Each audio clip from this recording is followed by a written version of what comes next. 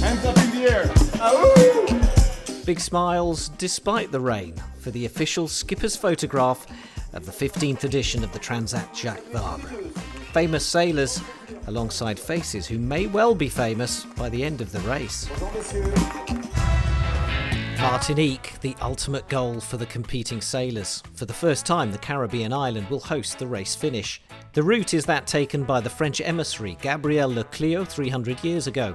The coffee plants he carried were to turn Martinique into the cradle of French coffee growing before it spread to South America. A modern-day emissary is the man who won the last Transat Jacques Vabre in an Ocean 50.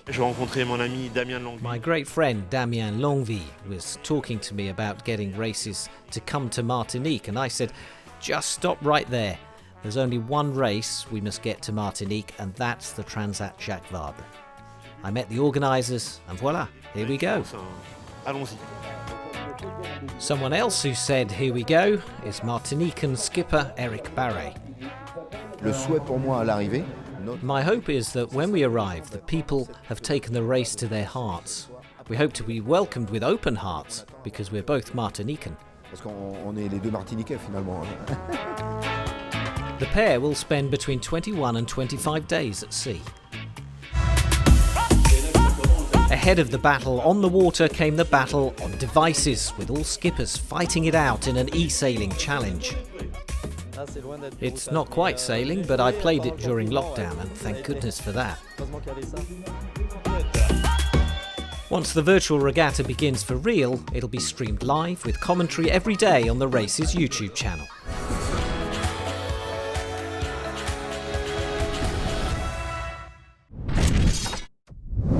Only 3 women have ever won the Transat Jacques Vabre. Incredibly, for a race so embedded in the French sporting psyche, only one of those women is from France, the other 2 are British. You have to go back 22 years for the only other time women have won the race. Britain's Emma Richards and Miranda Merrin completed the route to Colombia in 1999 aboard their 50-foot monohull, called Pindar. 11 of the 14 women sailing the Transat Jacques Vabre this year are French, and include established names like Marie Tabarly and Alexia Barrier in the IMOCA class, whilst in the Class 40, Marie Rieu sails with Amélie Grassi as one of only 3 all-female crews in the race. Britain's Sam Davies sets off on her 7th Transat Jacques Vabre race, partnered by Nicolas Lunvin of France, on her IMOCA Initiatives car. She thinks the race format makes it a perfect springboard for upcoming female skippers. It's a great race, because it's a double-handed race, and so there's an opportunity for women who don't have as much experience to get a Transat under their belts. There are plenty of experienced skippers who are happy to do that. 2 women experiencing the Transat Jacques Vabre for the first time are Julia and Jean Courtois. The 29-year-old twins from Brest in France are the winners of a contest aimed at helping new crews enter the race. Organised by Transat Jacques Vabre and sponsor St. James, the pair won €40,000, plus mentoring and coaching assistance.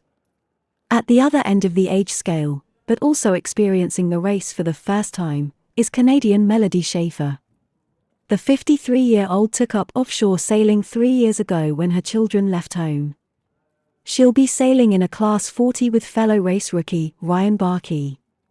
The race gets underway from Le Havre on the northern French coast, headed for Martinique next Sunday, November 7th.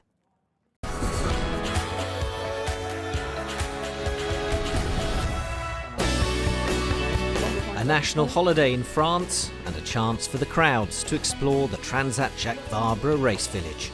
Get some cool autographs and photos too.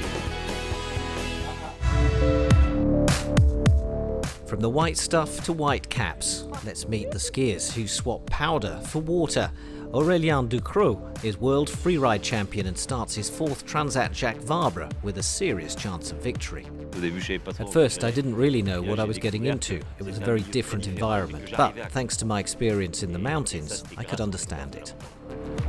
Another former world champion, this time in slalom, will make his debut in the race. Croatian Ivica Kostelic has been training for some months in Normandy, where ocean storms have brought back memories of his former sport.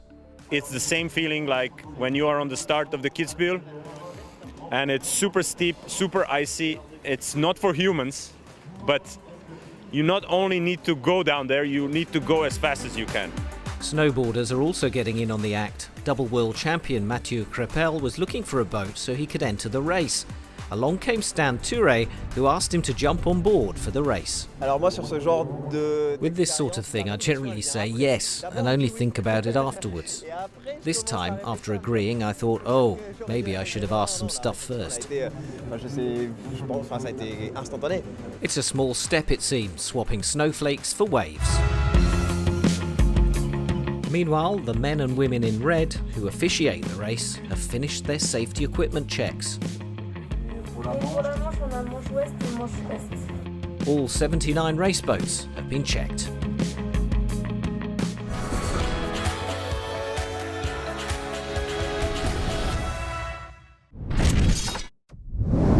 Be watching our website, www.boatson.tv, or the Boats on TV 2 channel on YouTube, for our coverage, in English, of the Transat Jacques Vabre.